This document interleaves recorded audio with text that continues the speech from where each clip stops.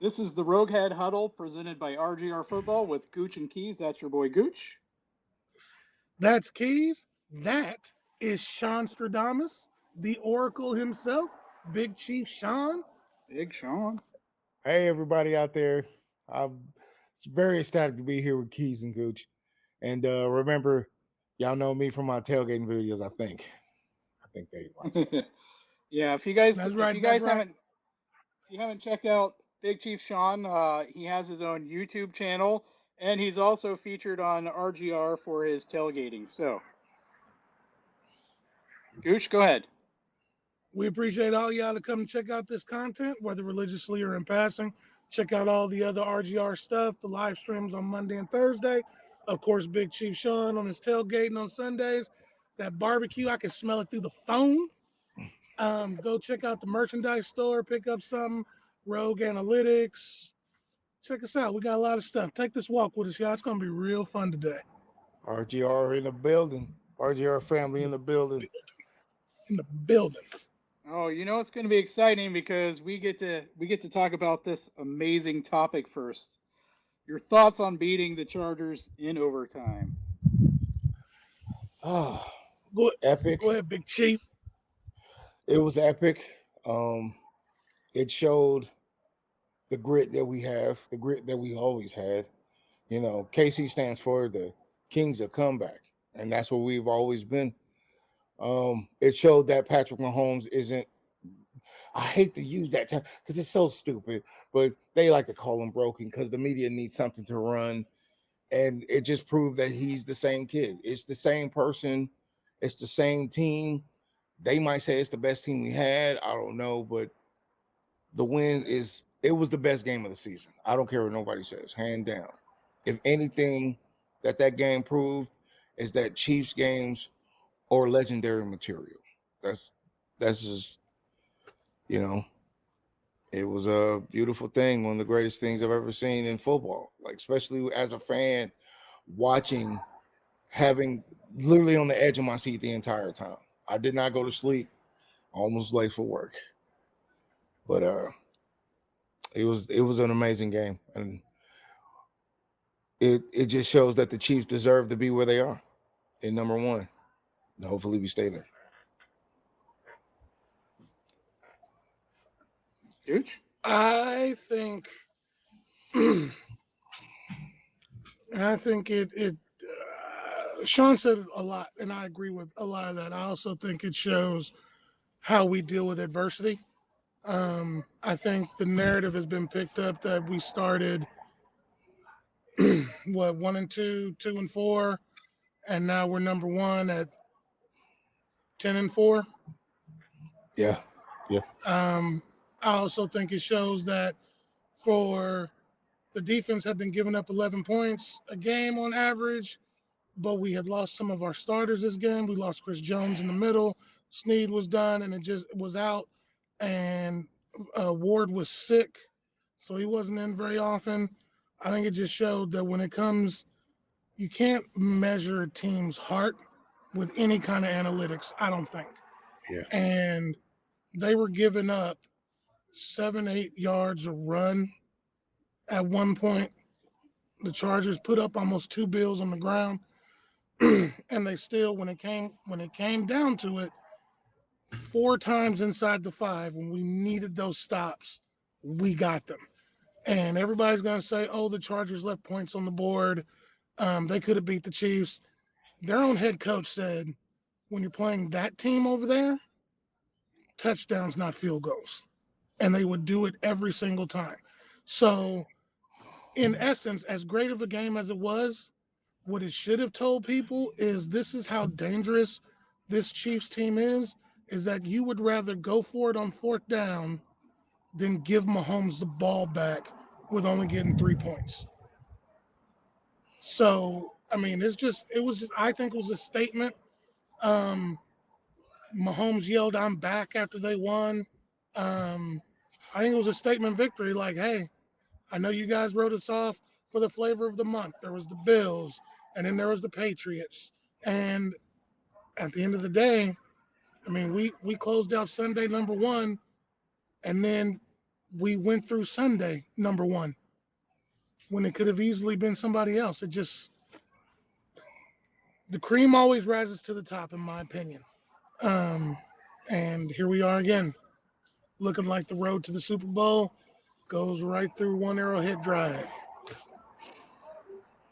Make sure you take a left. That's right. Yeah, this I mean it it was definitely an exciting game. Um we had some aggravating moments early on defense, like that whole first drive. It was Sorensen out there. There was no Thornhill for that first drive, and Sorensen was getting gashed on the run. Of course, we had the big kick return that that really, I can't be too mad about. It came down to two things, and one was the refs not calling some very blatant holds and blocking the backs on that kick return. But the other thing was also, we had DiCaprio Boodle in with Snead out, and he was on special teams there, and Butker did a great job of closing in on the ball carrier, pushing him out to where Boodle should have been. And this is his first game, so I mean, he's got to learn, right? But I'm just explaining for anyone who hasn't watched. And Boodle just got sucked in too far. So when Butker went towards the ball carrier, the guy cut out, and Boodle wasn't where he was supposed to be. So they both ended up in the same spot. But Yeah. Regardless of that, this game was like, it was so Jackal and Hyde uh, because you had the big run, and then you had the Chargers running it down our D's throat, but then we ended up getting the stop, right? So I mean, the big things happened, and it was frustrating, but then you have the big stop, and the momentum changes like huge. Then we go 96 yards down the field and score a touchdown.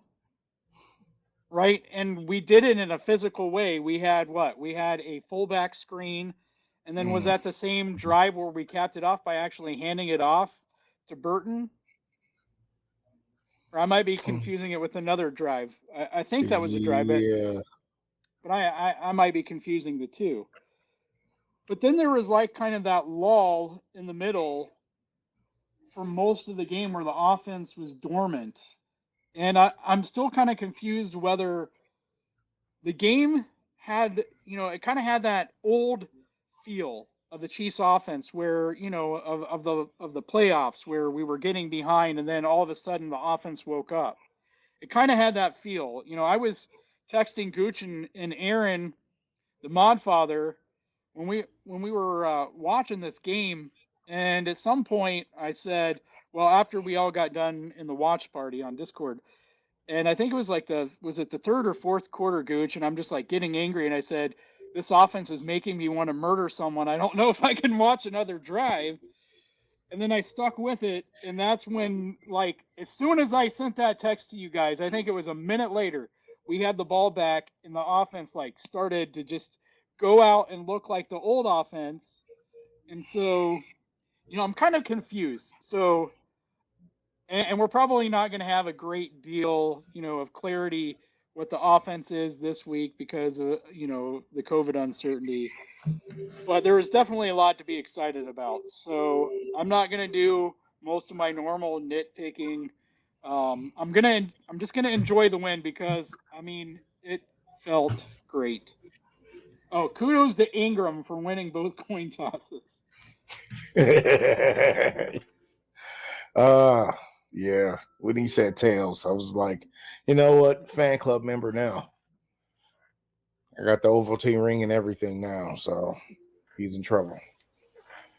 Yeah, that's gotta suck when your former player sticks it to you on 2-point toss. Oh, I loved the move to make him the captain for this game. Yeah. It was a beautiful decision.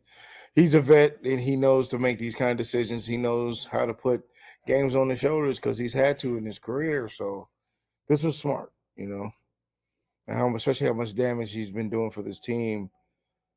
He deserved it, I feel. Right. Absolutely. Gooch, you got anything you want to add? Nope. It was a really good weekend to be a Chiefs fan. Yeah, it was. Oh man, yeah, the whole week was great, right up until the Browns doing what the Browns do and letting the Raiders kick that game-winning field goal at the end of the very end of the game. Up until that point, like as a Chiefs fan, I think you couldn't have asked for a better week of football. Yeah. Everybody just wanted to lose for us. They were like, you know what? We love the Chiefs that much. We're gonna lose in style, especially Uh, Tennessee. strangely, I'm okay with it. They gave us no choice in the matter. You know, it's like this is from Mahomes, and they did it because it's just the weirdest things that happen. You know, when you're that fan and you're sitting there watching it on TV, and you're just telling yourself, "Oh man, it'd be great if this person," and they kept losing one by one, especially by great teams or really bad teams, and it's like, are y'all trying to give us the AFC?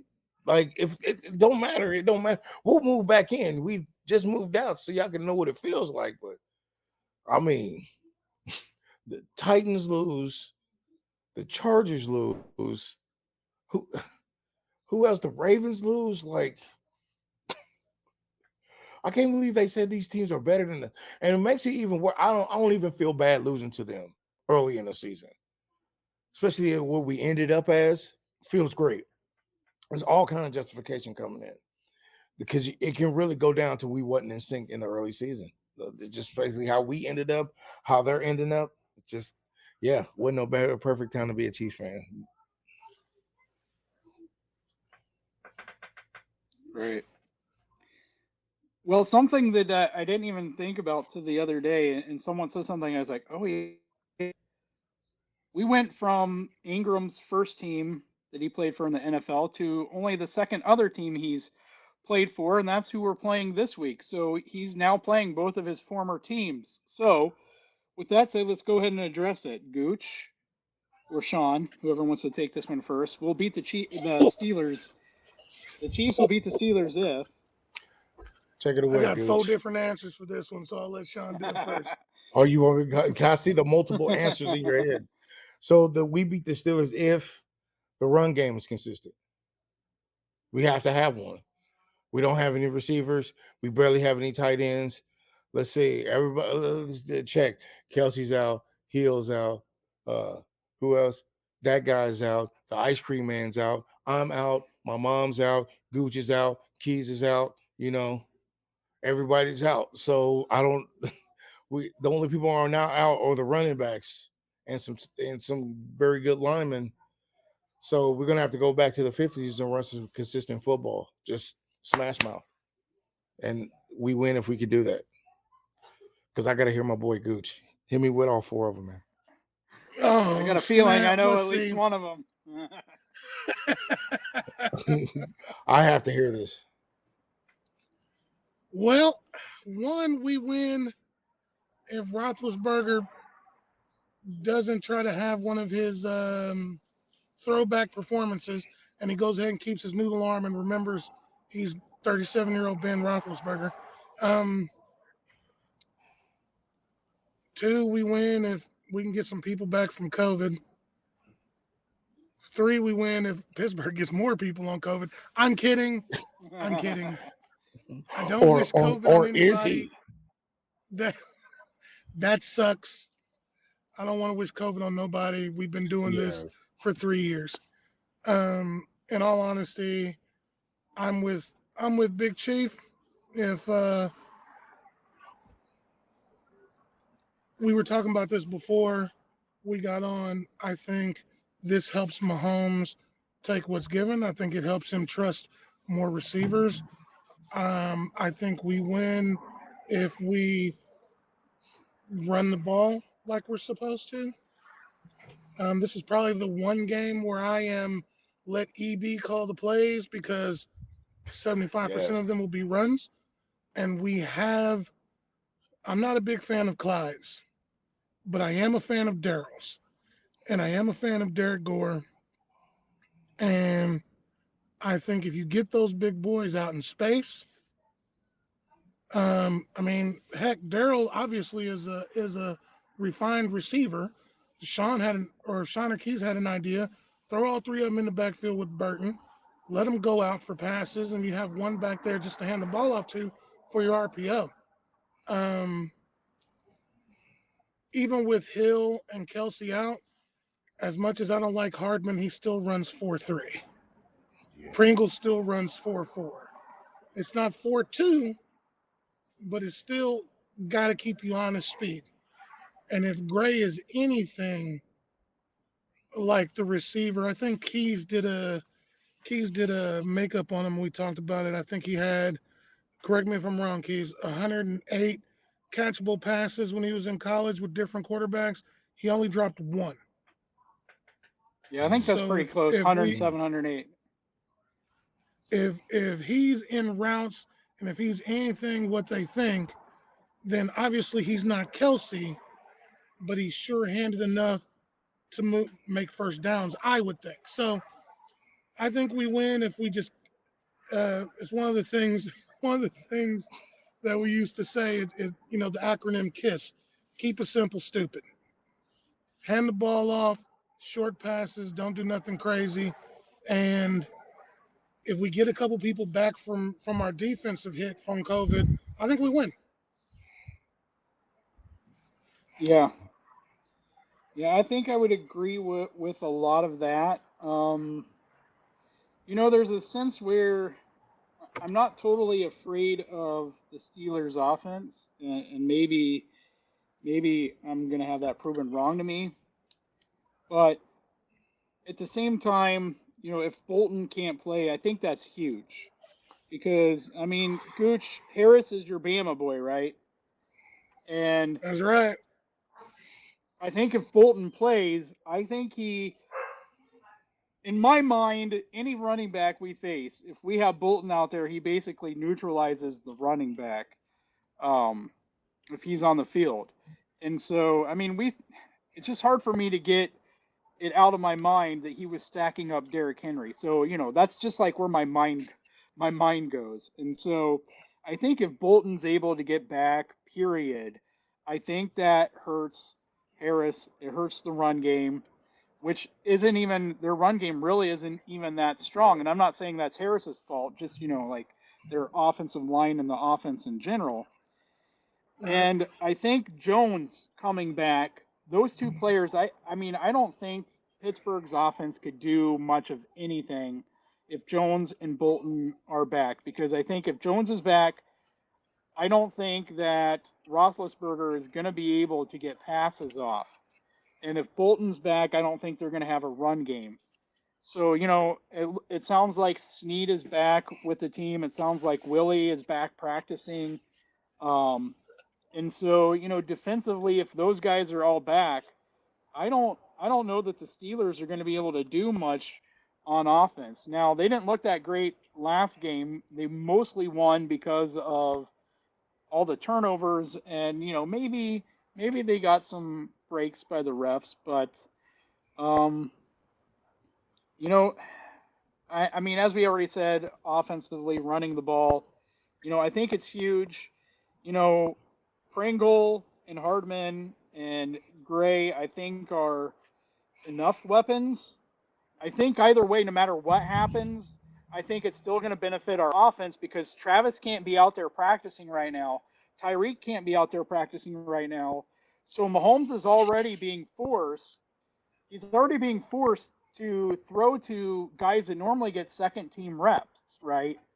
And those guys are getting reps with Mahomes, whereas normally they're getting reps with Henny. Gray is normally getting a lot of his reps with Henny. You know, um,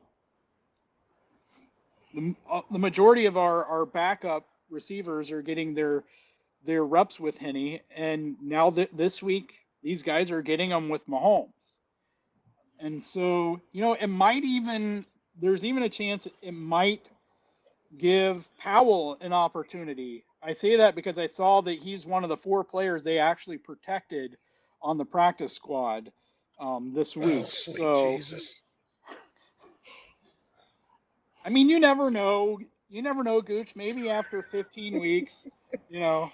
But He can catch the ball. I don't know if they can teach you that on the practice squad, homie. They can teach you Maybe. participation.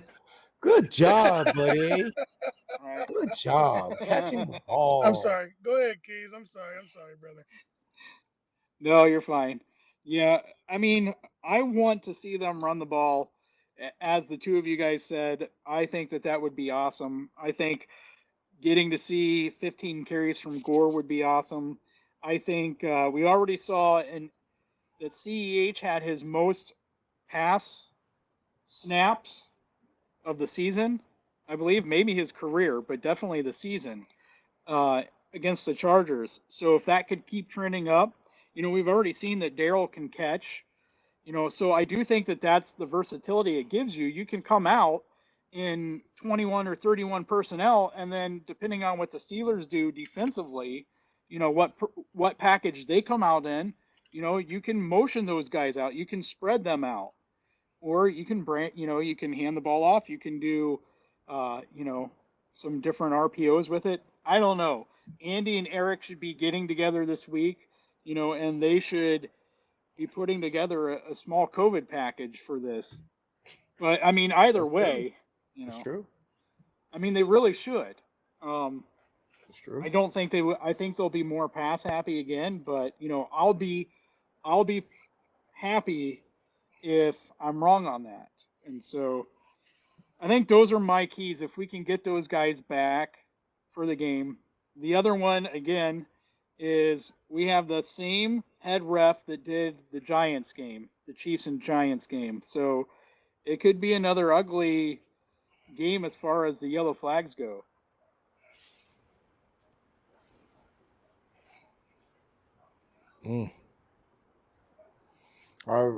I just feel like we just need to get it together.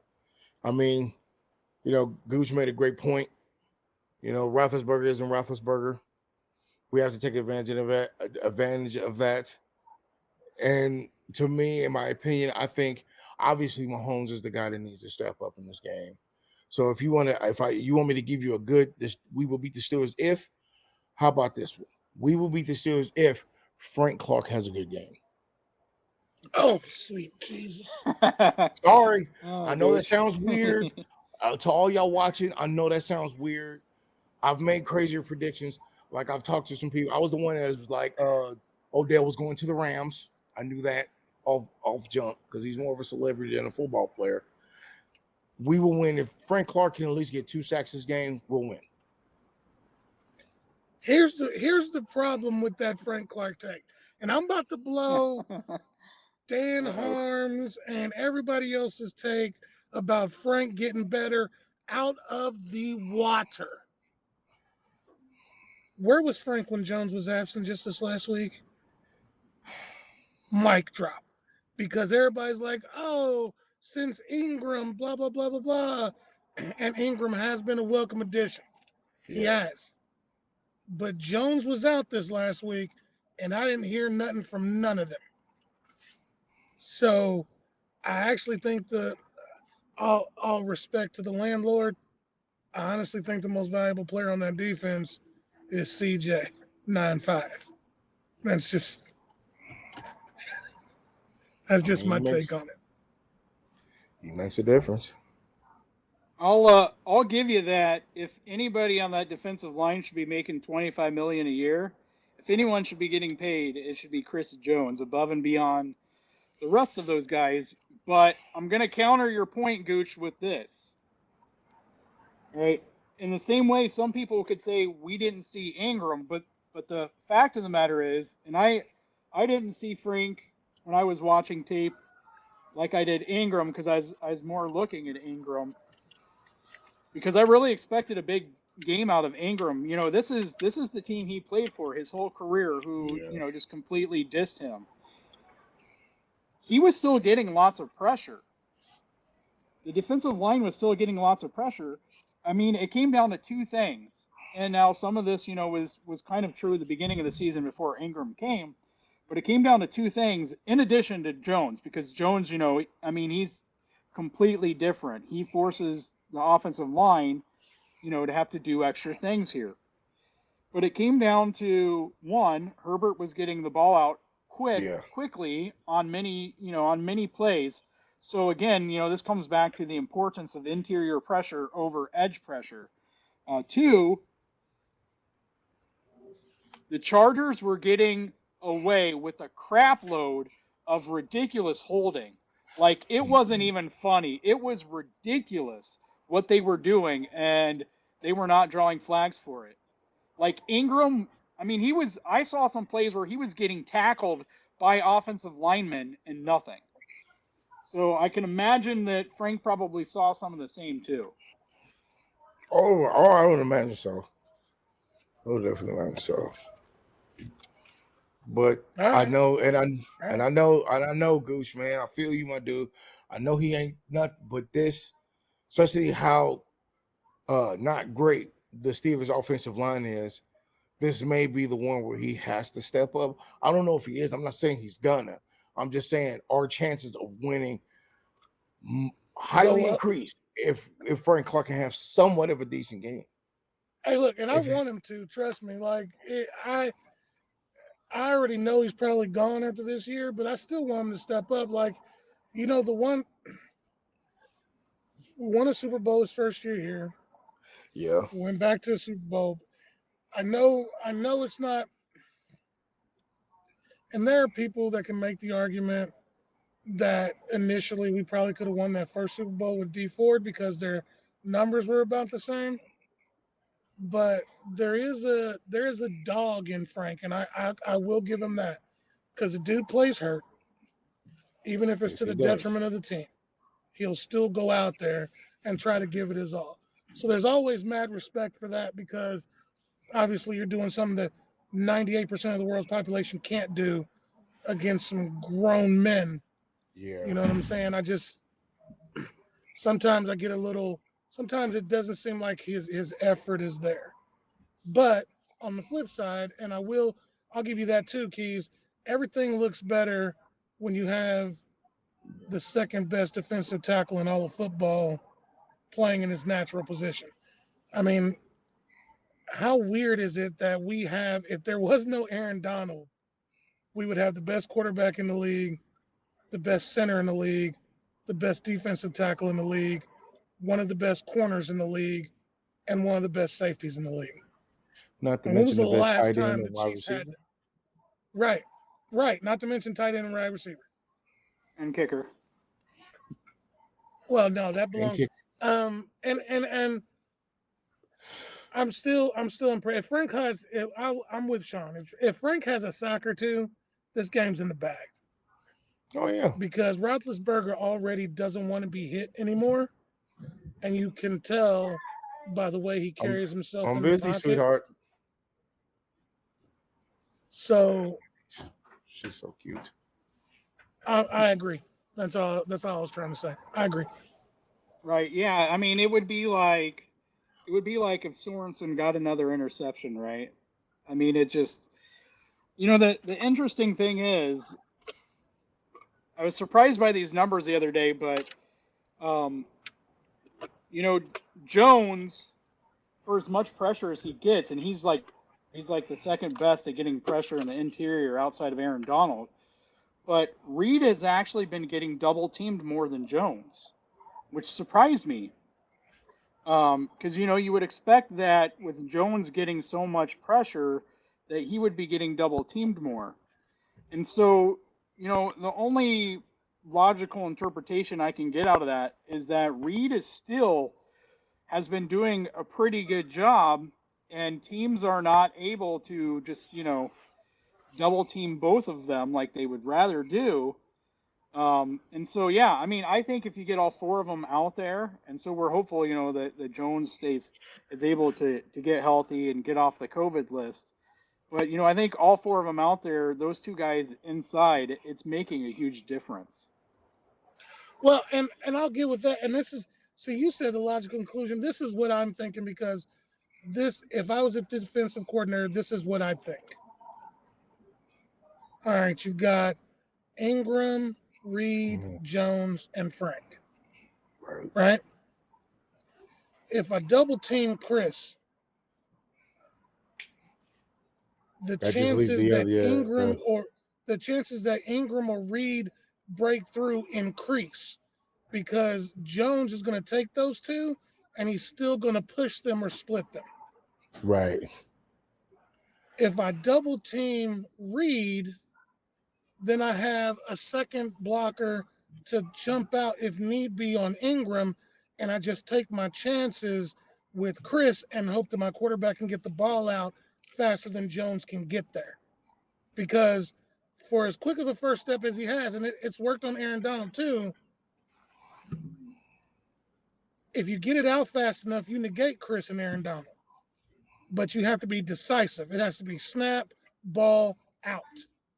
You know what I'm saying? And so I would take my chances singling Chris and hoping that my quarterback can get it out in less than 2 seconds.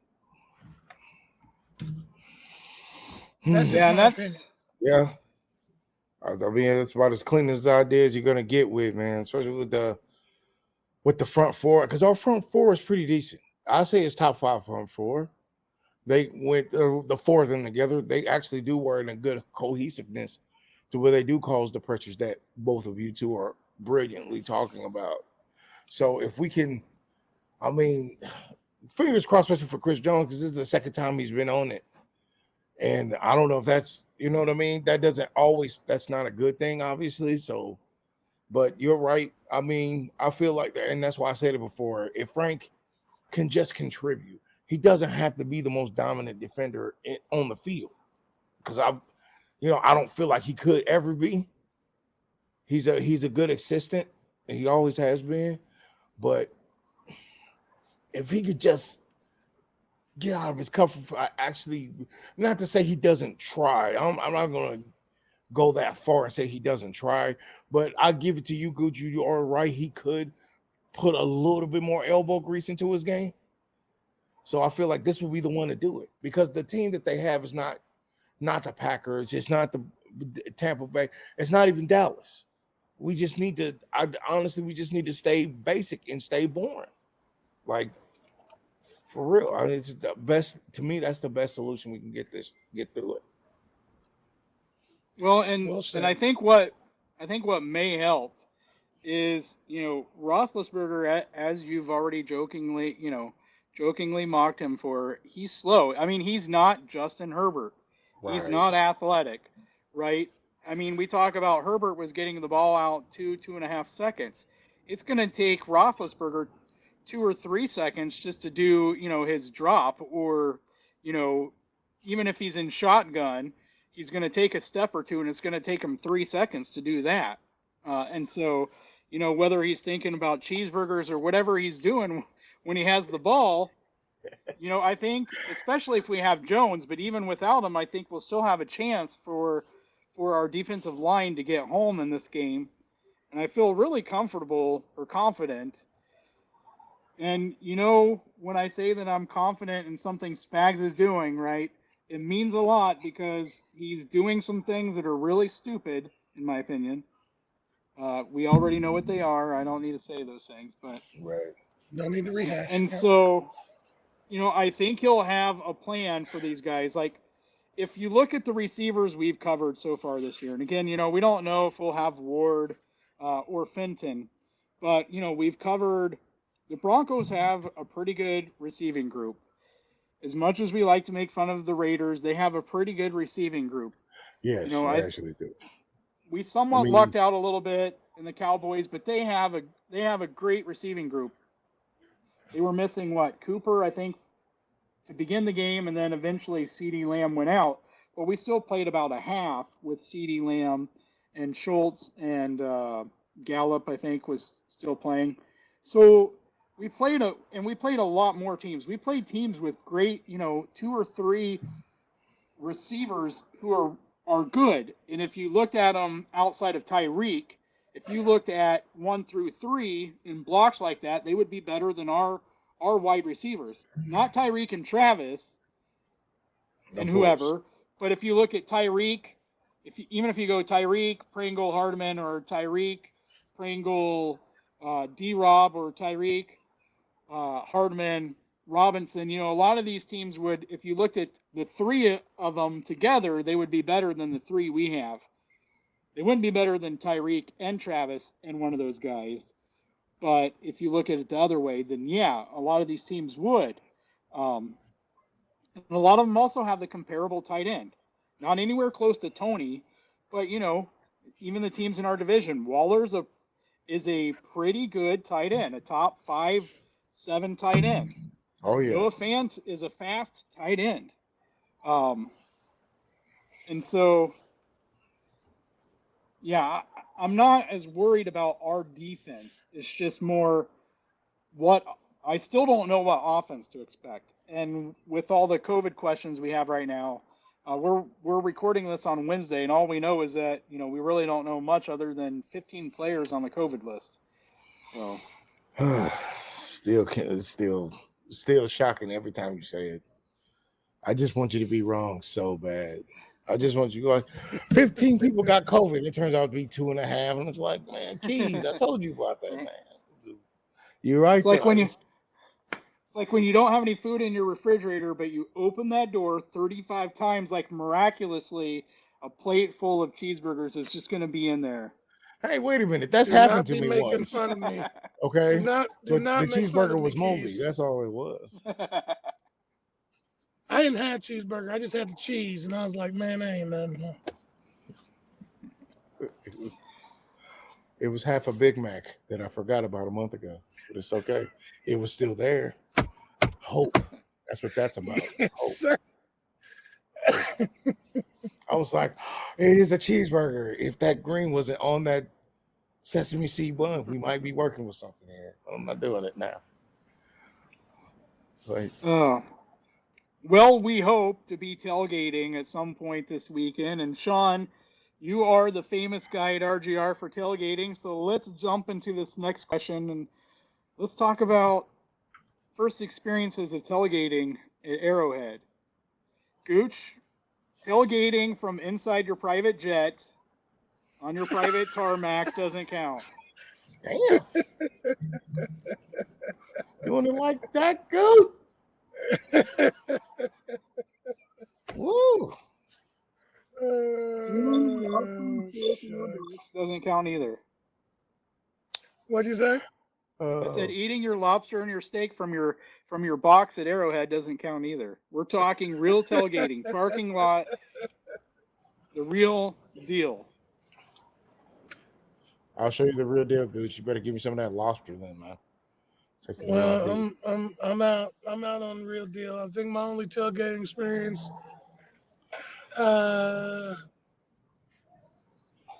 my father used to work for the Chiefs part-time for about 30 years.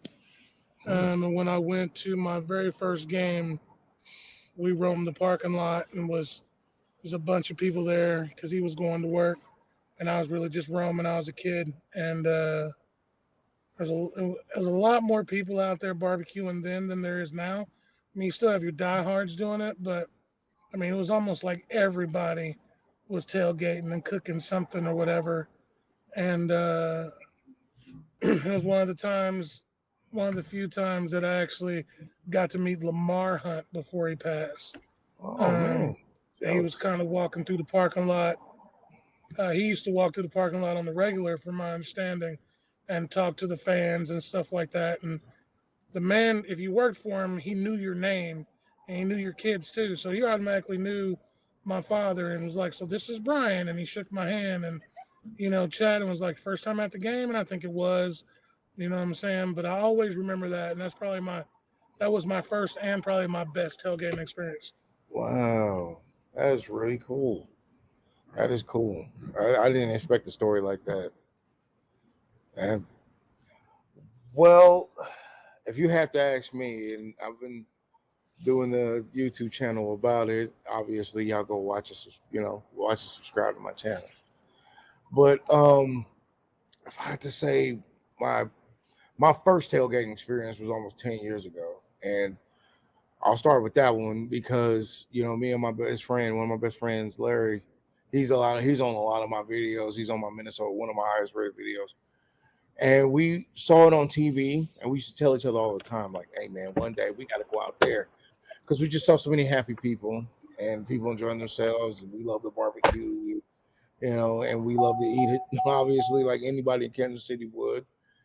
And we went out there, and it was mind blowing for me, like because you usually try to find, especially where I'm from, you usually try to find that environment that you can just relax and enjoy football. You know, you want to go somewhere where you can find a few kindred spirits that have that same kind of lust and that passion, the fire that feel what you do when you get angry at the screen. Because real fans, I don't care. Everybody who's watching this, y'all know real fans, we yell at the screen. Okay, that screen that screen is a human being, and you're yelling at it, and it's its fault, and it needs to understand why you're getting yelled at. Okay, but anyway, going out there and I've met the most kindest people. Some of these people I've known for years now. They're like my family, and these people welcomed me and my friend to with open arms. Not trying to be weird. This is our spot. Trying to mark territory like a dog. People were just openly kind, and you wouldn't know what they thought about, what they believed in, what are their politics, because it didn't matter. None of that mattered, and it just blew my mind. I didn't know a place like that existed. I thought that was in like comic books. So that was awesome. But if I had to say my best tailgating experience, I can't lie, it'll have to be the one where I met Big Chief. I don't know if y'all know him, Brad Simcox.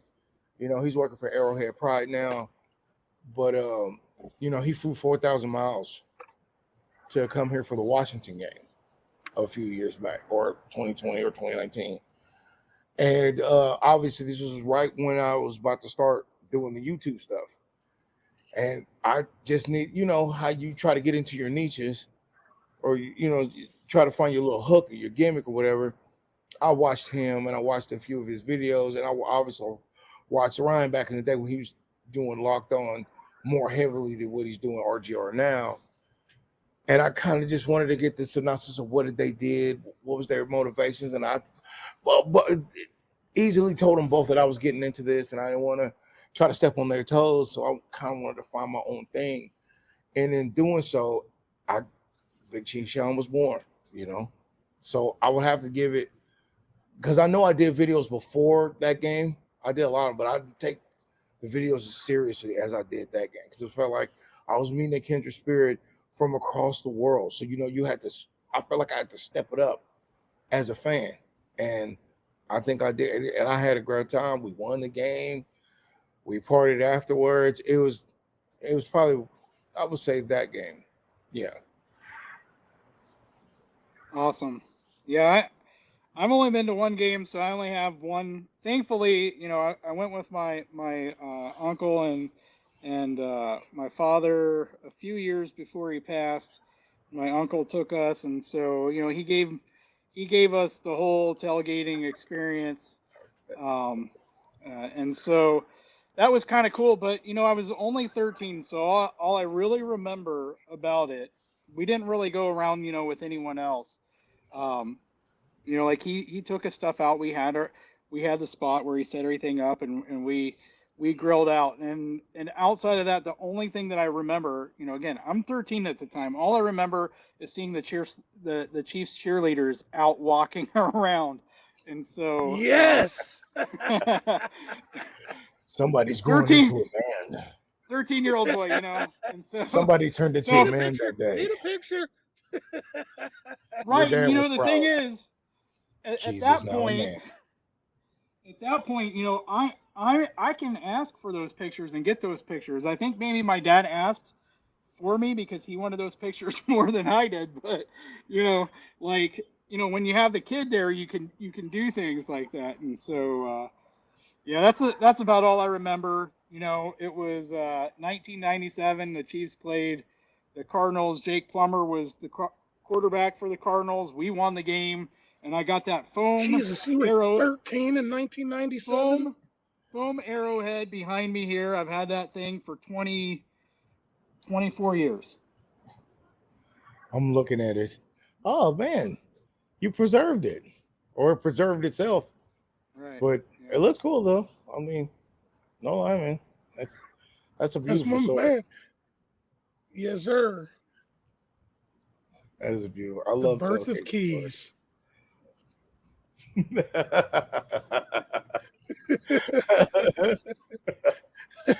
I mean, All right. I love tailgating stories. I always do. Now, Meeting guys, and someone. make sure you check out Sean's channel, and make sure you watch out. Are all the videos aren't all the same as the ones that are on RGR, right? There's different videos as Yeah. well. So be sure to check out again. I did this at the beginning, but I'll put it on here again. Be able to check. Be sure to check Sean out on YouTube, Big Chief Shawn. You can search for it. You'll find him there. I'm a Right. subscriber. Again, me too. Are you You Gooch? can. I am. Oh man, that means a lot. Hey, and everybody out there, I don't mean to interrupt you, Keys, because you my boy, but I am literally 18 subs from 500. I'm trying to make that as my goal this year. So if everybody out there can sub to the channel, only 18 away. Help me out. Love y'all. Yeah, help him out, and you can find all three of us on Twitter. Big Chief Shawn, easy to remember. It's Big Chief Shawn everywhere, right? Yeah, basically. Makes it easy for you guys. Facebook, Instagram, Twitter, YouTube, of course. So follow All me. right, let's hit this subject, and I don't know if we'll have another one after that, unless you guys want to bring something up. But this one might be interesting for us. It might not be interesting for you. But can bend but don't break defense work in a world of increasing analytics? And I think this is kind of an appropriate question as we just played the Chargers. You know, early in the year we played the Ravens, and so we've played numerous teams, whether because of analytics or because of rumors of our offense, at least the way the offense was in the past, where teams feel they have to go for it more. Maybe they feel like they need to actually trust the analytics more because they have nothing to lose by doing it, Right. playing a team with our offense. But as we've kind of seen in these games, sometimes it helps us. Like it helped us a lot in the Chargers game that they kept going for it. But there's still times where I think the Raiders also did it when they played us as well. So Yeah. we've been hurt by it as well. And so I pose this question. Bend but don't break is great when I think it's a great philosophy when you're playing normal football, like analytics, kind of more old school than more like new age analytics, to where you get a team to 4th and 1 or 4th and 2, and they're kicking the field goal or they're punting, no matter where they're at on the field, instead of going for it. Like, what are you guys' thought on this? Is bend but don't break? Is that going to be like completely broken? Are we going to have to do away with that, or you think it can still exist? You want to take this from Gooch? Yeah. I think here's the thing. Bend but don't break defense is great. It the problem is it kind of gives you a false narrative on how the opposing offense did, because you're giving up yards in between the 20s and you're waiting until you get down to the red zone where things are much tighter. The problem is, and it's almost kind of a two-edged sword. The analytics will say go for it on 4th down. I think the problem is that teams have put too much faith in analytics and not by feel of the game. And I know maybe I sound like an old fogey, but I'm going to put it to you like this. If I was the Chargers coach and I'm inside the Chiefs 5-yard line 4 different times, 3 of those times I'm kicking field goals. Because at the very beginning of the game, I'm looking for points, period. I don't want to go all the way down to the 5 and not get anything, regardless of what the analytics say. I think one of the last times they went, I would have went for it on 4th. But I mean, bend but don't break. I'm not a big fan of, because we just watched a game where a team won 9-0. That's 3 field goals. So you bent all the way into field goal range. You gave up 3 points each time and you lost.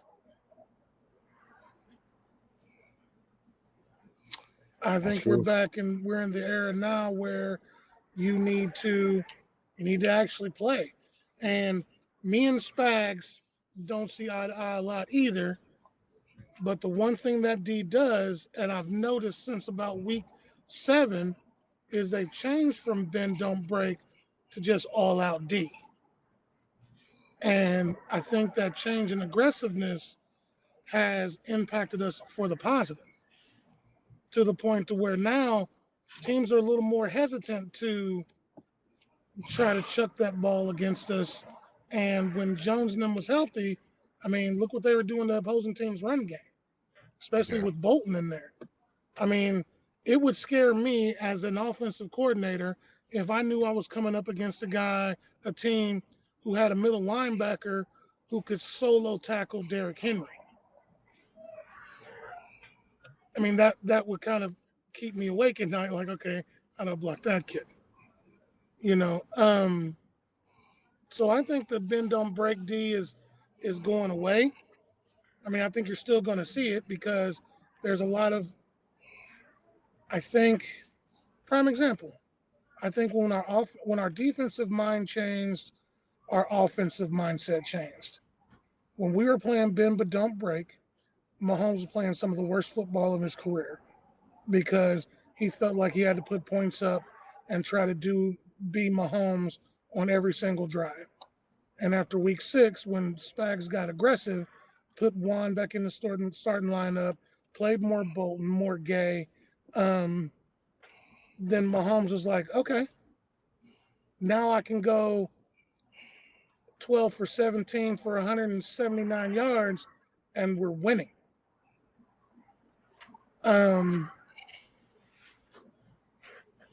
Yeah, that's my thoughts on it.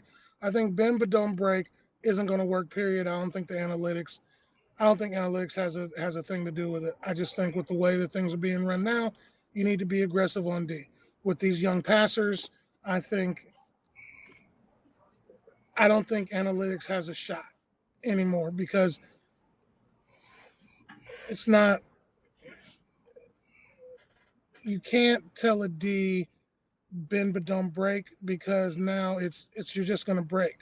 How many times have we seen Mahomes break a defense that was bend but don't break? Because they didn't, prior to this year when they were running too high in the shell and all that, Mahomes was eating defenses alive. Lamar. Oh, you're going to play back there? Nah, I'm faster than you. I'm just going to run by you. Herbert. Burrow. Kyler. I mean, and obviously Double A up there in Green Bay. You know, you just can't play bend but don't break anymore. Do I believe in bend don't break? There's bend don't break. I mean, is it ended because of the analytics? But see, here's the thing. I agree with that. I agree with Goose Shape, but there's a lot of other factors in the bend don't break scheme because it works. You have to take what works, you know. And if it were just like what Belichick did, I'll run it 1,000 times if I need to win. Some teams just need to do that.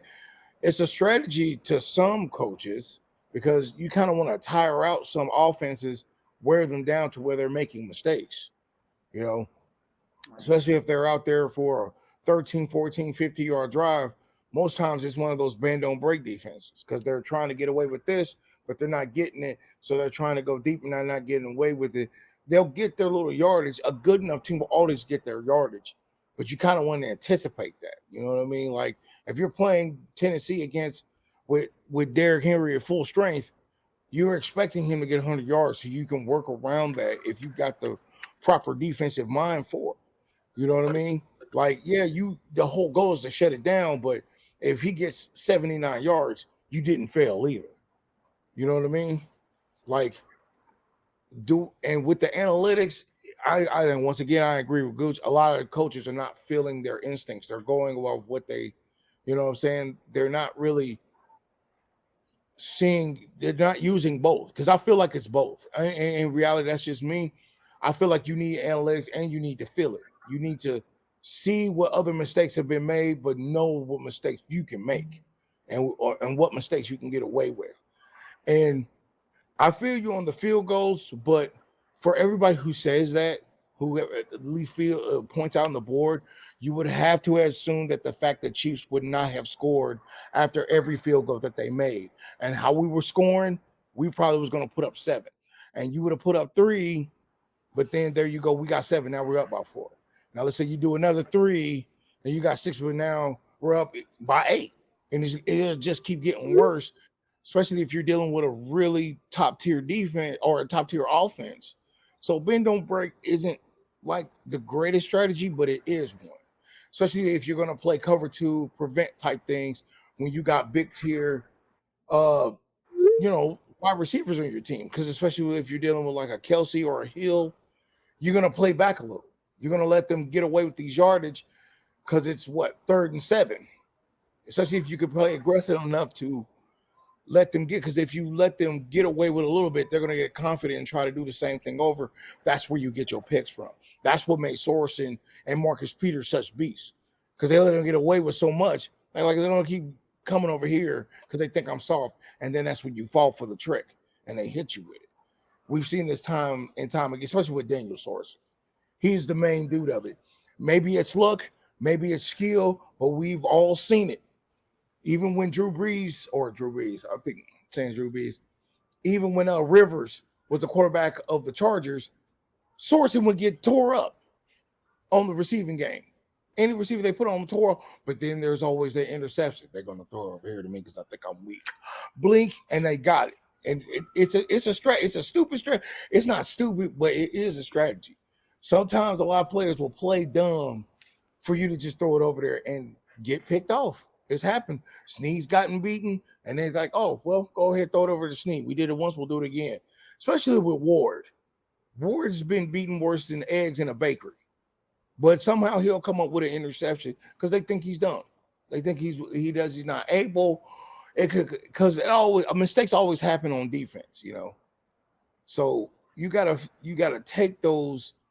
It's the same thing. The same thing with defense. Offense, you gotta take what they give you. If the offense is going short, they're gonna get that short yardage most times, especially that quick cross route with a tight end. Boom, right there, first down. Boom, right there, 3 yards. That's how they got the pick on us. The Chargers got the pick because we played like, well, they're letting us get screens. Let's screen it. There he is sitting right there, pop-up interception.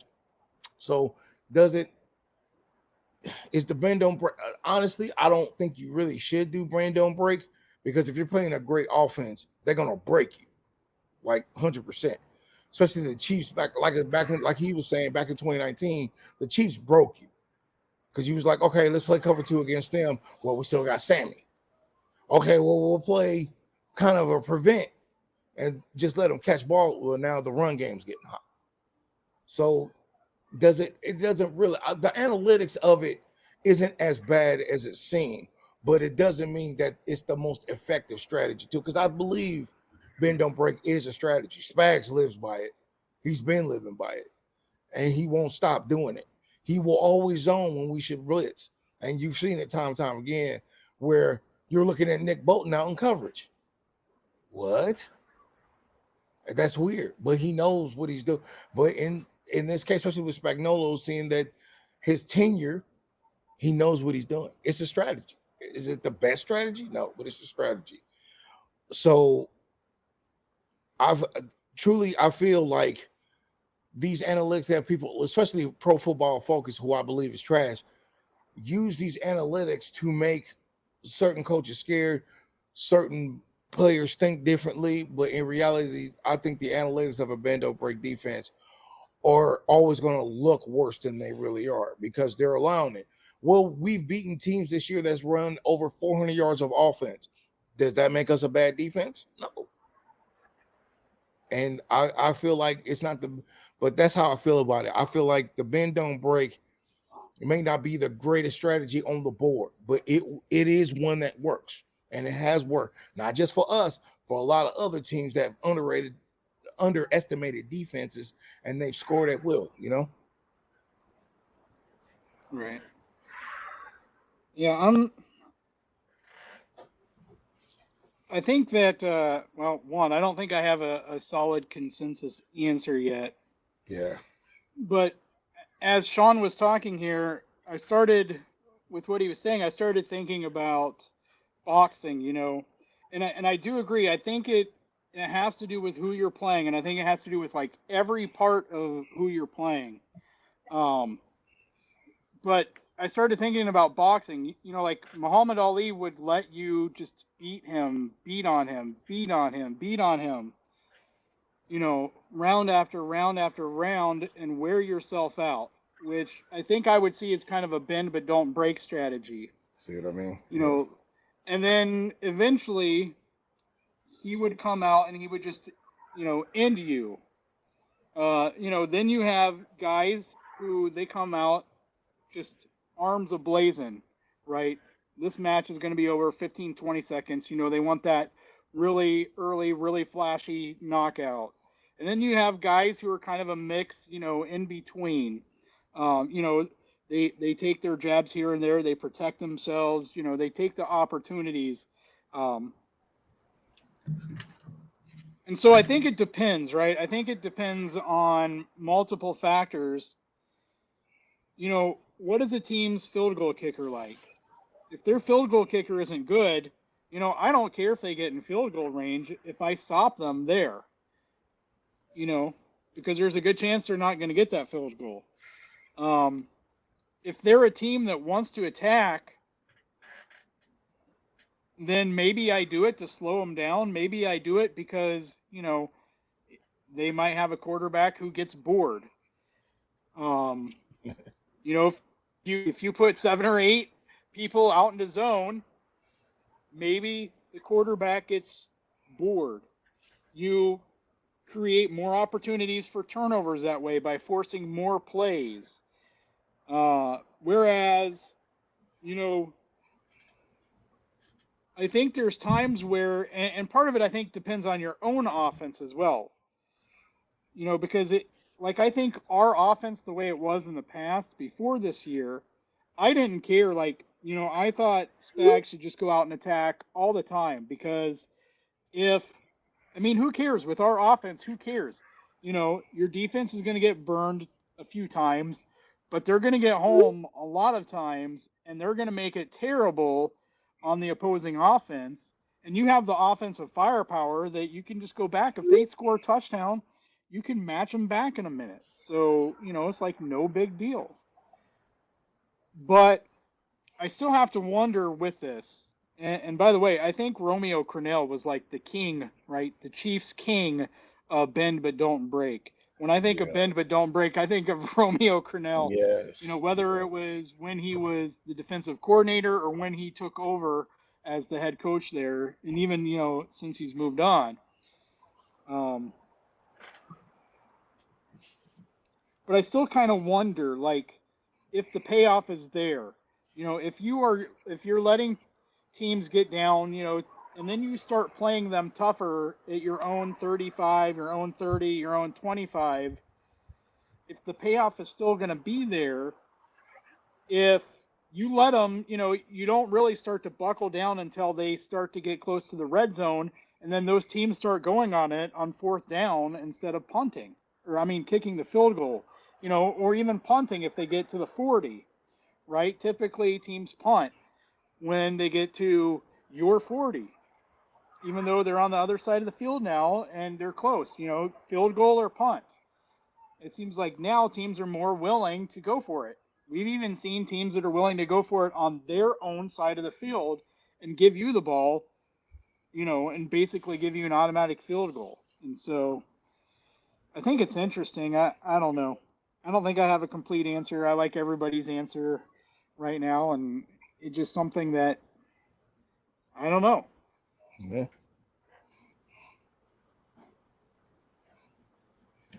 I just think that kind of defense is just a flip of the coin. You do risk a lot, but you can gain a good advantage if you use it correctly, you know. and it deals with offense, your offense. Will they take advantage of you allowing this?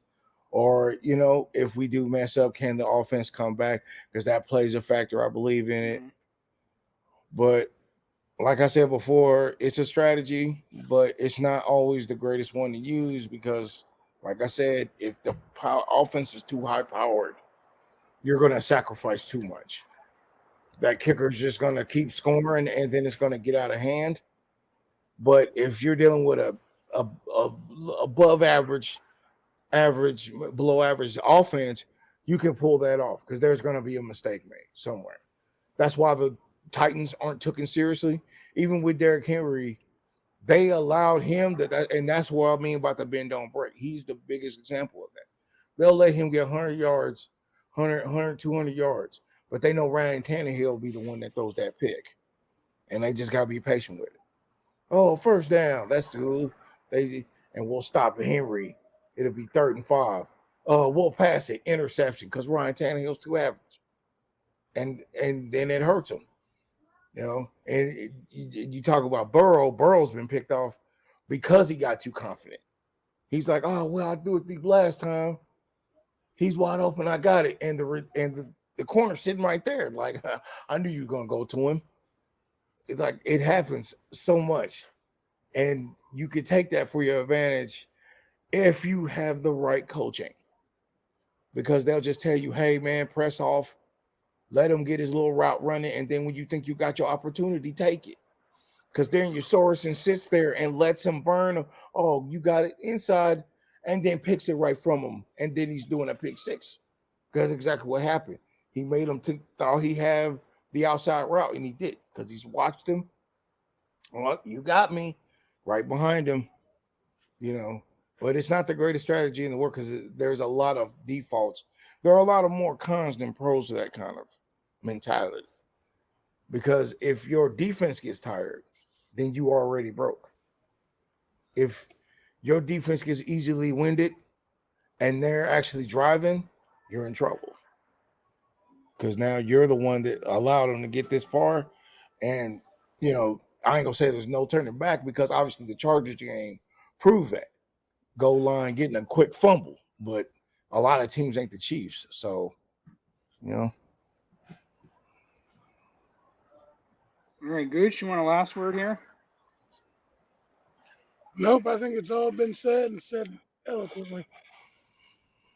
All right, is there any other thing that you want to discuss before we end our show here? Gooch, Shawn, is there any other topic, anything you want to throw out there before we end?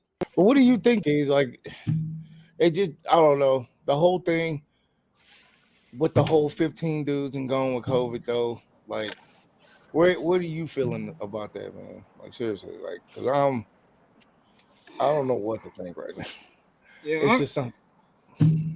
I'm torn. Like, if you told me we were going to win Sunday, I wouldn't. Well, if you told me we were going to win, I wouldn't care. Like, I wouldn't care about any of it. Right. I'd probably, if I knew we were going to win, I'd probably be okay with everybody. All right, I take that back. My fantasy team needs Travis to play. So.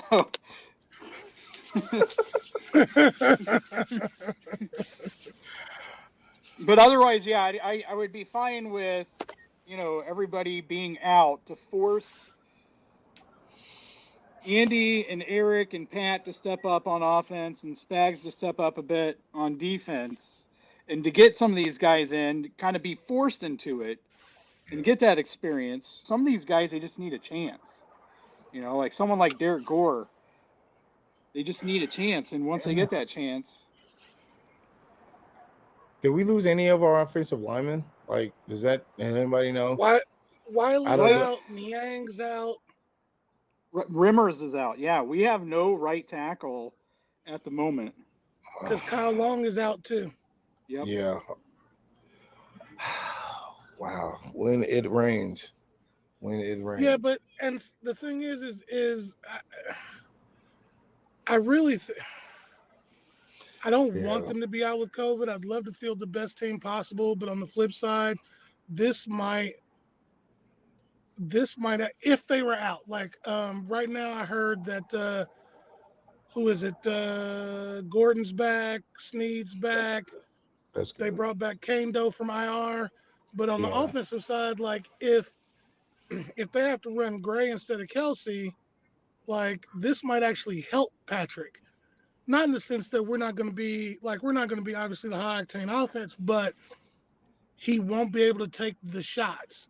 So Right. he'll have to do what everybody keeps telling him, which he's been doing, is take what they give you, but you're never going to be able to take the shot.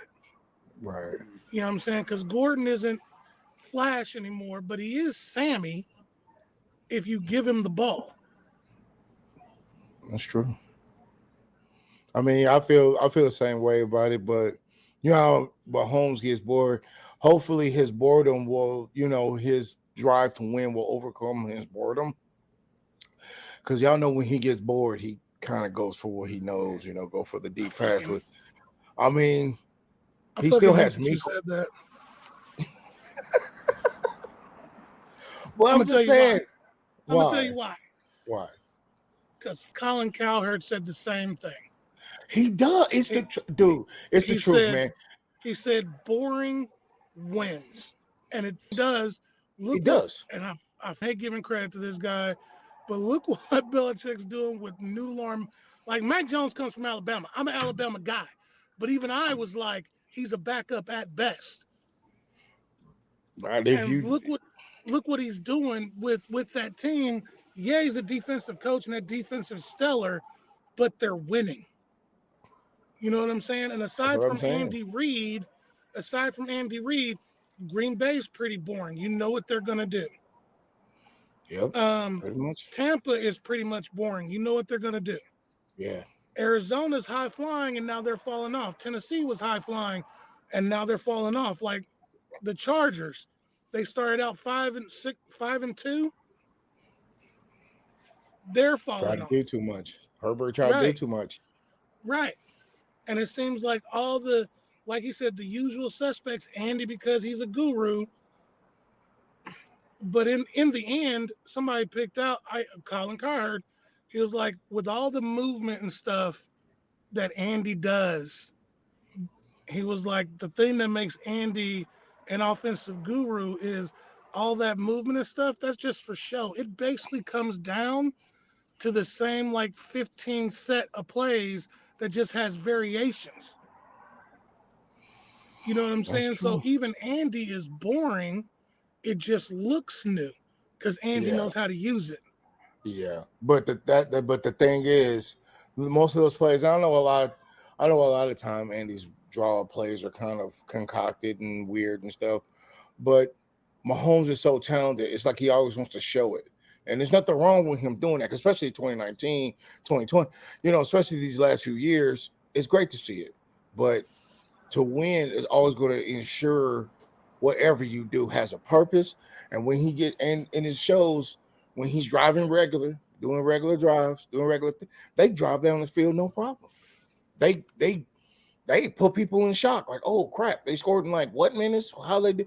But when they do those, here's the ball's to him, put it in the hat, rabbit comes out, then doves while getting, while getting the lady out of the sawed box before she hits with the maiden skill, you know what I'm saying? All kind of magical stuff you don't need. And I hopefully now, knowing that he's lost so many people, maybe he'll respect that game a little bit more. You know what I mean? Like, well, I got You know? Gray. I mean, they're capable men. If they wasn't capable, Reed or Veach wouldn't have picked them. So if you could just go, hey, man, I know usually with Tyreek, I can throw 80 yards, close my eyes, he'll catch it. But you got Miko, he's going to be your speedster this week.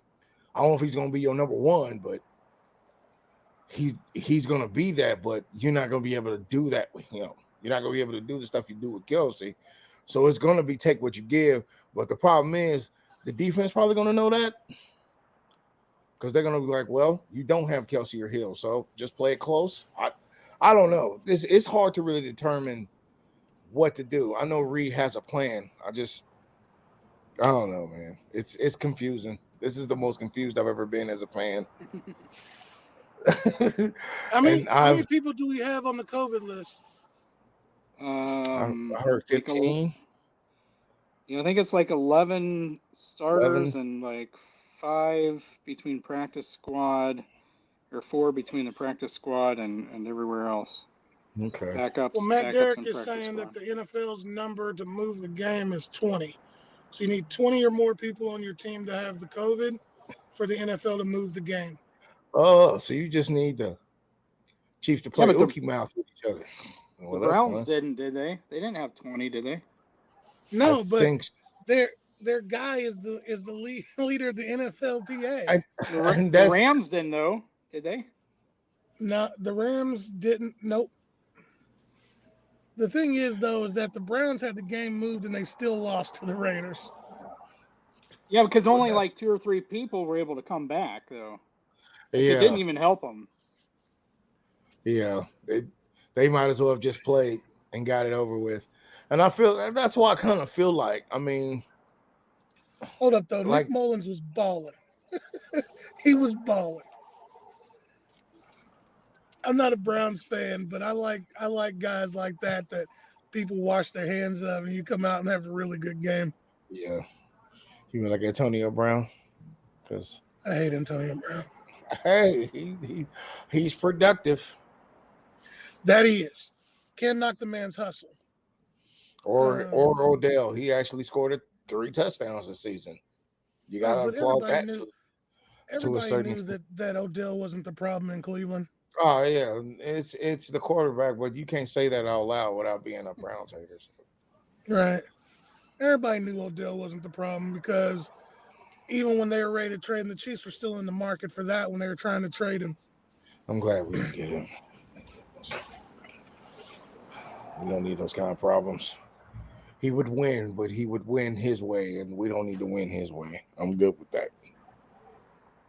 Le'Veon signed with Tampa Bay. Of course he did. Of course he did. Like, why do former players seem to do these things to spite us? You know what I mean? Like they just like, oh, so we'll go to the next best thing. So, well, thank you, Sammy. Thank you for all your hard work and your ingenuity and everything like that. We had a Super Bowl together. Thank you. All right. I'm going to the Ravens. Like, oh, all right, bro. Well, here's the kicker that a lot of people don't know about the Sammy situation. We offered him a contract. Of course, he didn't think it was Same enough. thing with Bashad Breeland. They actually took less money to go to the Ravens and the Vikings. Well, Sammy wanted out, and they couldn't figure out why because they offered him a deal, and Bashad thought that he wasn't going to. Well, they told Bashad like, you're not going to get a multi-year deal for the kind of money you want out of us. So he went to Minnesota because I'm sure Minnesota told him, well, if you play well, we'll give you a multi-year deal. yes, that worked out, didn't it? Yeah. So happy that worked out for him. Braylon, good job, buddy. He'll be back. They're going to sign him. I wouldn't because you've got Hughes and Baker and Watts, and you're going to end up losing Ward anyway because Ward is going to get the kind of money that he ain't earned. Hey, Keys, is all our running backs together? You seem like you're checking. Like, you mean COVID free? Yeah. Yeah, right now I haven't seen anything about a running back or a quarterback. Okay, so I mean, you think we could be able to work that out? The run game. I mean, the Steelers are good at the run, defending the run too well. We could. Yeah, and right now, Devin Bush got put on the COVID list today for the Steelers. So, I mean that would help. I kind of talked about it in the Discord. I kind of threw it out. I don't know how serious anyone took me, but I kind of threw out the idea of maybe rolling out like a 21 or 31 personnel and having Clyde and Darrell in the backfield with Burton, and have Gray at tight end. And then the Steelers really don't know if you're going to run it or you're going to pass it. And if you have Clyde and Darrell back there, both of them can run passing routes. So you could line up that way and let the Steelers take their defensive backs off the field and then spread them out and just play with them. I mean, you could. That sounds like a pretty solid plan. You think he'll execute that? I mean, it seemed to work Well, since we're lacking on wide receivers. It seemed to be the smartest plan to try to right. dominate the run. I mean, or try to dominate a run game, at least for this game. Even if Randy feels like he don't need to run it, I don't know. Yeah, I think if it were up to Ryan or myself or maybe Gooch and probably Bieniemy and the running back room, they'd probably all be for it. I mean, because we've seen the Steelers get ran over. They can be. I mean, yeah, they got TJ because I'm pretty sure TJ's playing. It doesn't matter if he had COVID or not. They would let TJ play. And TJ came. You know how everybody says that COVID, like Tyron was sucking oxygen and this, that, and the other. TJ came back after coming back from COVID, had 3.5 sacks. That boy is unreal. yeah,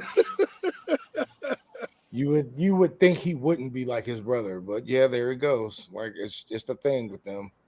Come You in know, and be dominant on a team that's not going to be so dominant.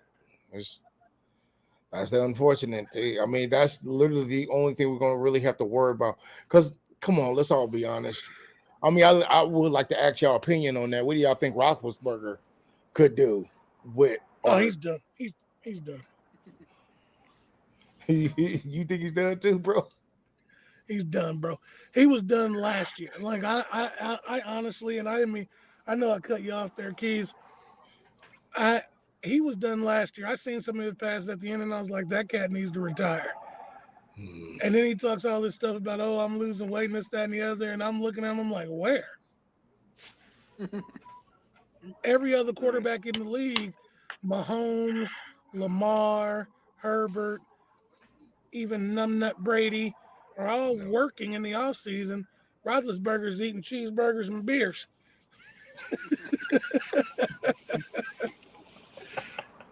I mean, quarterbacks are playing Oh, into their 40s. Roethlisberger's going to make it to 37. yeah. Yeah. I mean, who do they even have on their receiving core? I don't even know anymore. They've They still got have Juju, Juju. right? Yeah. They've Juju got could be. Chase Claypool. Claypool, Deontay Johnson. I mean, they have some viable threat. It seems, I don't know what our defense hit so hard too. Like, but we've won without Chris Jones time and time again. That's not the big kicker. I mean, who defensively have we lost? Because you named a lot of offensive players. I know Well, Jones is out, and I know Jones is Fenton back. is out. Jones is Jones back. is back. Yeah. Okay, and I know Sneeze back because he was with his brother. You know, unfortunate Yeah. what happened to his brother. But who and I heard Fenton as Bolton. well. Bolton is on the COVID list. Oh man. Well, it seems like defensively we didn't get hit too hard. I don't feel. I mean, I Chris feel Jones is a heavy hit. I'm not gonna lie to you. If you watch right. any of my videos, I'm clearly mean about Chris Jones, but we do need him. Broncos signed Anthony Gordon. Remember him? Anthony who? Anthony Gordon, the Oh, quarterback from Georgia we drafted a couple years ago. okay. Oh yeah. Well, heck, the way they're going through quarterbacks, they might as well just find anybody. Shoot, I think they're gonna call me soon. And they forgot I was a Chiefs fan. Shawn, what are you doing next season? Bro, I told you. The Teddy didn't do it right. What makes you think I care to do it right? Yeah. Oh, Tebow back to Denver to play quarterback again. Oh shit! oh man. They haven't won a playoff game since he was their quarterback, right? No, I haven't. Right? It's nice that we can sweep the division, but dang, this game, it's got me on edge. I think it's got everybody on edge. We've never been without this many resources in a game before. And I'm just worried if Mahomes can handle it. Like, I know he can't handle it because he's one of the most adverse quarterbacks I've ever seen. Like, you give him something really messed up, he literally turns, manure into sugar. That's his thing. He's the comeback king, with the KC on it. But or the king of comebacks. But this was gonna be hard. It's not like the Steelers are a sneeze. They're not the great Steelers of, let's say, Right. 2015 or something like that. But they can't pull some of it there, especially at the resources we have. I'm really trying to find something, and I think Keys just had it. I think we should just hit the run game, just hurt them, just old school smash mouth football, just I formation, hit a few single backs, and just call it an afternoon. I don't know. Jesus, it's so funny. The COVID list for the Chiefs is like a who's who. Tyreek Right. Hill, Blake Bell, Fenton, Nick Bolton, Kyle Long, Lucas Niang, Damn. Armani Watts, Travis Kelsey, Butker, Charvarius Ward. They still have Chris Jones on there and Mike Rimmers. So basically, our defense did take a hit. There's probably people a Yeah. lot of y'all Discord right now like Sean don't know what the hell he talking about. Our defense got hit Yeah, off because yeah. Bolton. Rashad Fenton, the cornerback, Nick Bolton, of course, Armani Watts, Charvarius Ward, Chris Jones. Right. That's half our defense. You, you That know what the hurt. I think ironic thing is, though? well, That apparently Sorensen's vaccination can cover better than he can. To do. Thank you. He's here all week. Oh, Keys, you should have put that in the live chat. that's so messed up, and it's true. That's what I'm saying. Usually, this will be the time where I'm sitting here chilling with the infamous Steven Keys and Gooch, and we sit here have a dope game plan, gritting ourselves ear to ear, saying that we're number one in the AFC, and then COVID hits us like a rock going down a river, and we lose so many good players. And I mean, at least at the long run, I don't think we are going to lose this game. Is one of my honest opinion. I still don't think we're going to lose this game just because of the team we are. I think Reed's going to dial up some good stuff, but at least we'll have we didn't have our starters excuse. If that makes anybody feel better out there, just use that. Oh, I saw you lost to the Steelers. Well, we didn't have none of our starters, so you just feel bad. I don't know. Somebody sent me a meme of a plane that had a Lysol name on it. It was like, this is Chiefs fans spraying Mahomes' house right now. Yeah. Yeah. It's hard to trust Marcus. Now, Gordon is another thing. He needs more reps. I agree with that. But the backup receivers, is Miko out too? No, I don't believe so. Well, but I don't trust him as much as I don't trust DeMarcus. Exactly. That's what I'm saying. But they're just going to have to step up, man. I mean, hell, we don't even have our second string tight end. At least Blair would have had some consistent catches somewhere in the game. I don't trust DeMarcus to catch a loaf of bread for me. That's why they haven't caught COVID. Yeah. Okay, that was a good one, brother. That was a good one. I'm gonna give you that one. That was slick. I mean, Patrick Mahomes has been through so much adversity so early in his career, man. This is the biggest. This is going to be the biggest. If he wins, I don't care. Super Bowl I won't say come second place. Ain't nothing bigger than Super Bowl win, but this would have to go at least top 5 biggest wins in his career, man. Because the Denver thing, when he first got on the team, was different. Number one, everybody pretty much had backup. I mean, yeah, Denver had their starters, but our starters or their second string backups back then were pretty decent. I mean, Alvin Wilson was still hot.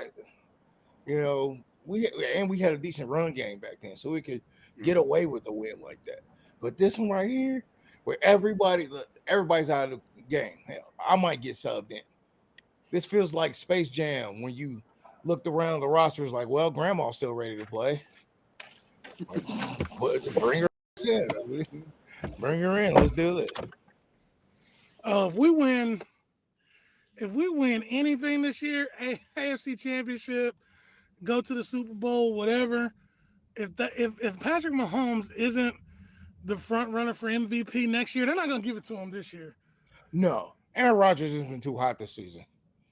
I mean, yeah, he's played some pretty crappy teams, but still. Well, the funny thing is, and what everybody says and what everybody uses is, like the Raiders. Oh, it was the Raiders. Well, people don't understand the Raiders dropped 36 on the Cowboys. Yeah. Didn't they beat the The Bengals? Huh? Didn't they beat the Bengals? Yeah. Who's supposed to be a hot playoff team too? Like, okay. Yep. But nobody. The thing. This is one of the things that, and I hate doing it, and I'm mad that I'm bringing it up again. But I agree with Colin Cowherd. When Kansas City is winning, when Green Bay is winning, it's a great look for the league. Small markets, and we're winning and showing that, even small markets can, run with champions. with the LAs and the, stuff like that. And the New But Yorks. it almost seems like it's okay. They won, so now let's get back to whatever team Tom Brady's playing on, or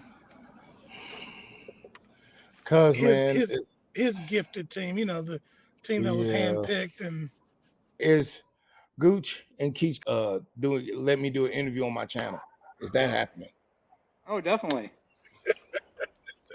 Okay, so that sounds like show, yes. Big Chief. So y'all come to my channel because they're gonna be there. See, look, that's all I need to know. Yeah, you've made my Christmas. Thank you very much. 100%. I got Keys and Gooch on my channel, and a happy holidays to you too. Anytime, brother. Anytime. All right, Gooch. Well, we appreciate any of y'all that watch this content, whether you watch RGR religiously or in passing. Big shout out to Big Chief Shawn. We're going to say it again. Check out his YouTube channel. It's Big Chief Shawn across all social media platforms. Me and Keys are always here on Friday. The live streams on Monday. Chief in the North on Thursday. Check out the RGR store. Give a shout out to Ryan. Become a member. Join the Discord. The three of us are in there. The Modfather's in there. Jeff, everybody else that does anything with RGR is in there. Come check us out. And one final thing, with everything that's going on, and we talk about football, and football is a sport, and it's a game, and we do a lot of this for fun, and it's enjoyable to us. But the reality is that Omicron or whatever it is sweeping the U.S., and it's just another COVID variant. So please be sure to tell somebody you love them every day. Super serious about it. Yeah. And we'll catch you in the next one. Facts. All right, peace out, guys.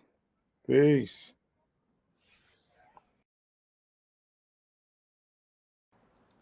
All right. Wrong guy.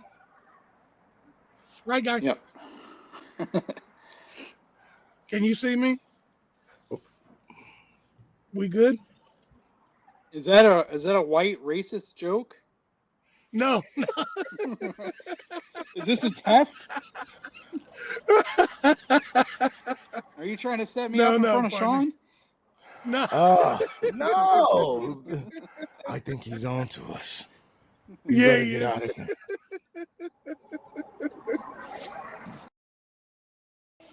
The thing that sums it all up is what's that? COVID doesn't even like Neiman and Sorensen. What is that about? Well, it's just like the same thing with Robinson. They're not so good at what they do, so they can't even get COVID right. Like dang, I don't mean to say it like that.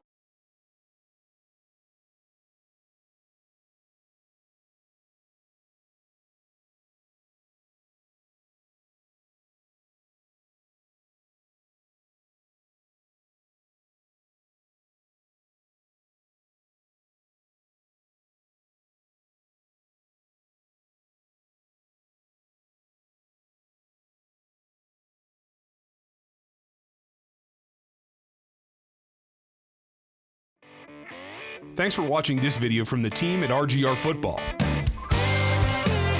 Click these videos to see more and subscribe to RGR Football.